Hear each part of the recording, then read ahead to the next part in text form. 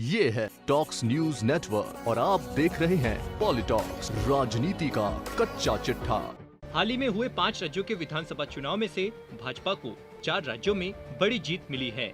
जीत के बाद पार्टी के शीर्ष नेताओं ने 4 राज्यों में सरकार बनाने की प्रक्रिया पूरी कर ली है। उत्तराखंड, गोवा, मणिपुर के बाद शुक्रवार को मुख्यमंत्री योगी आदित्यनाथ ने 23वें मुख्यमंत्री के तौर पर दूसरी बार सीएम पद की शपथ ली है।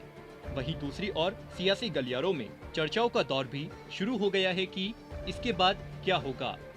कुछ जानकारों का कहना है कि भाजपा संसद के बजट सत्र के बाद ताबड़तोड़ बड़े फैसले ले सकती है। केंद्र में और कई राज्यों में भाजपा के नेता भी आशंकित है कि बड़ा बदलाव हो सकता है।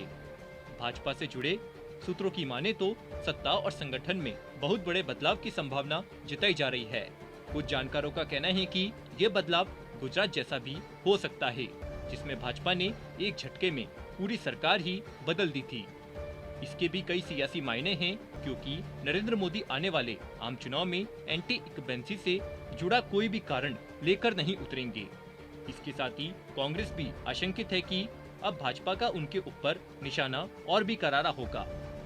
बता दें, भाजपा और केंद्र सरकार से जुड़े जानकार सूत्रों की माने तो आने वाले समय में केंद्र सरकार में बड़ा फेरबदल हो सकता है।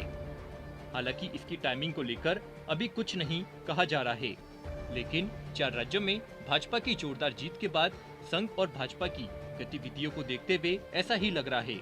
हाल ही में गुजरात में हुई 3 दिवसीय महाबैठक में संघ के दिग्गजों ने इसका रोड मैप भी तैयार कर लिया है। सूत्रों का कहना है कि मोदी सरकार के अनेक मंत्रियों की विदाई हो सकती है।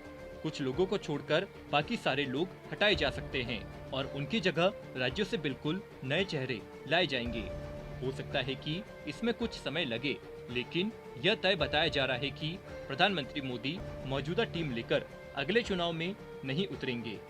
सियासी जानकारों का मानना है कि अगले आम चुनाव में केंद्र सरकार के खिलाफ 10 साल की एंटी इनकम्बेंसी हो जाएगी। कई राज्यों में भी भाजपा की सरकारों का दूसरा कार्यकाल चल रहा होगा, इसलिए लोग उबे होंगे और उनमें बदलाव की सोची होगी। यह भारत की जनता की स्वाभाविक सोच होती है। अगर किसी सरकार के खिलाफ बहुत नाराजगी नहीं भी होती, तब भी बदलाव की भावना रहती है, जैसा 2018 के चुनाव में मध्य प्रदेश में देखने को मिली थी।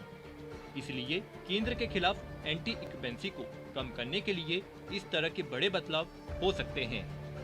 बताया जा रहा है कि उससे पहले भाजपा संगठन में भी बड़ा बदलाव हो सकता है।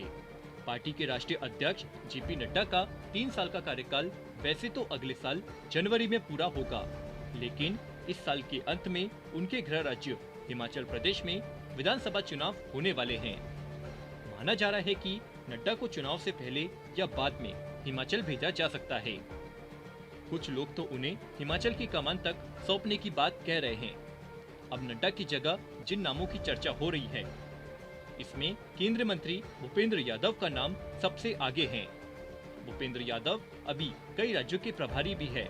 इसी तरह धर्मेंद्र प्रधान ने उत्तर प्रदेश में जैसी भूमिका निभाई है, उसके बाद उनको तरक्की मिलने की बात भी सामने आ रही है।